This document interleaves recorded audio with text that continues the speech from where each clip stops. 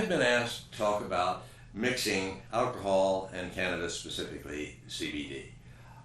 And on the advice of counsel, screw it. You know, I really didn't drink until I was 18, and then I started smoking weed when I was 27.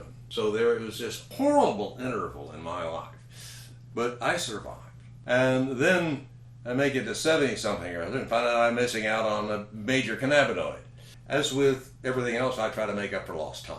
It really, of course, obviously one drinks alcohol for the wonderful taste of the wine and the minor side effects. For the most part, you know, I really do appreciate the difference in the taste of cannabis, that there are in fact different tastes. In Britain, there's the notorious skunk strain, which smells like a skunk, and having grown up in Texas, I'll only settle for the real thing. It's really awful. You know, there's weed that really smells sweet, and then of course particularly when you're vaping, it's a more subtle thing, so you really can get a more of a sense of taste out of it. Of course, there is nothing more subjective than that, because some people like red wine, some people like white wine.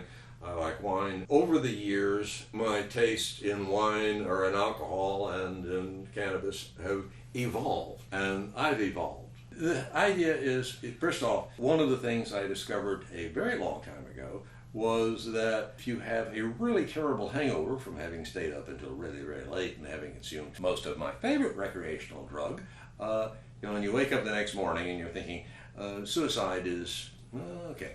And then, in the alternative to suicide, a doobie of Mexican commercial. Mexican commercial wasn't very good, but it beat the shit out of suicide. You now discover, my first discovery of the medical use of cannabis was from the adverse effect of my favorite drug. Then I discovered that, as with so many other things in life, it isn't either or, it is both and. And there's a lot to be said for that, if you're up for it. The thing is, in terms of, this really is, or was, a form of self-medication. There was a very, very long time in human history in which this was, the only medicine for snake bite, is the joke. But it was really it alleviated pain. Before anesthesia, what you'd do is get the patient dead drunk. And if he wasn't just dead afterwards, then it worked. So the idea again of self-medication, is this daddy's medicine